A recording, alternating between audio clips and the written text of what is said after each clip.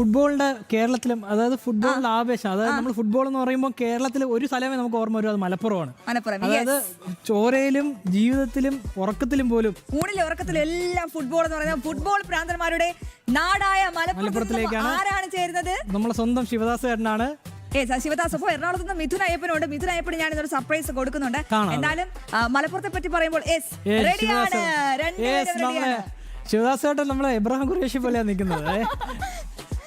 അത് വേണ്ടിയിരുന്നോ? ശിവദാസ് ചേട്ടാ എങ്ങനെയാണ് ചേട്ടാ ആവേശം, ഫുട്ബോൾ ആവേശം എങ്ങനെയുണ്ട് മലപ്പുറത്ത്?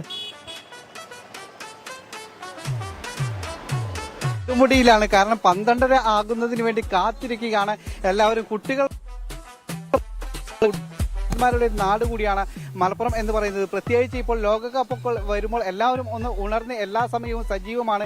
എല്ലാ അങ്ങാടികളും എല്ലാ കവലകളും എല്ലാം തന്നെ സജീവമായിരിക്കും. എവിടെയും ഫുട്ബോൾ ചർച്ചകളായിരിക്കും. കാരണം മലപ്പുറത്തിൻ്റെ ഒരു പ്രത്യേകത, ഫുട്ബോളിനെ നെഞ്ചിൽ ഏറ്റിയവരാണ് മലപ്പുറം ജില്ലയിലുള്ള ആളുകൾ. അതുകൊണ്ട് തന്നെ ഓരോ മത്സരവും കഴിയുമ്പോൾ വാക്കുതർക്കത്തിൽ ഏർപ്പെടും. കാരണം വ്യത്യസ്ത രാജ്യങ്ങളുടെ ഫാൻസുകാർ ഉണ്ട്, അവർ തമ്മിലുള്ള വാക്കുതർക്കമൊക്കെ ഉണ്ടാകും. സൗഹൃദപരമായ വാക്കുതർക്കം തന്നെ ആയിരിക്കും അത്. ബ്രസീലിന് കുറേ ആരാധകരുണ്ട്, അർജന്റീനയ്ക്ക് ആരാധകരുണ്ട്, പോർച്ചുഗലിന്, ജർമ്മനിക്ക്, ഫ്രാൻസിന്, ഇറ്റലിക്ക് എല്ലാവർക്കും ആരാധകരുണ്ട്. ഇറ്റലിയൊന്നും ഇപ്രാവശ്യം ഈ വേൾഡ് കപ്പിൽ ഇല്ലെങ്കിൽ പോലും അവർക്കും ആരാധകർ ഒക്കെ ഉള്ള ഒരു നാട് തന്നെയാണ് ഈ മലപ്പുറം ജില്ല. അതുകൊണ്ട് തന്നെ ഇപ്പോൾ ഇന്ന് ഫൈനൽ ആയിരിക്കുന്നു. അർജന്റീനയും സ്പെയിനും തമ്മിൽ ഏറ്റുമുട്ടുമ്പോൾ ഇതിൽ കപ്പ് ആർക്ക് എന്നുള്ളതാണ് ഏറ്റവും ഉയരുന്ന ഒരു പ്രധാനപ്പെട്ട ചോദ്യം. കാരണം എല്ലാവരും കാത്തിരിക്കുന്ന നിരവധി അർജന്റീന ആരാധകർ ഉള്ള ഒരു നാട് കൂടിയാണ് മലപ്പുറം ജില്ല. നമുക്കറിയാം, ഞാനിപ്പോൾ നിൽക്കുന്നത് കോട്ടക്കുന്ന് ഭാഗത്താണ്. നിരവധി ആളുകൾ ഇവിടെയുണ്ട്.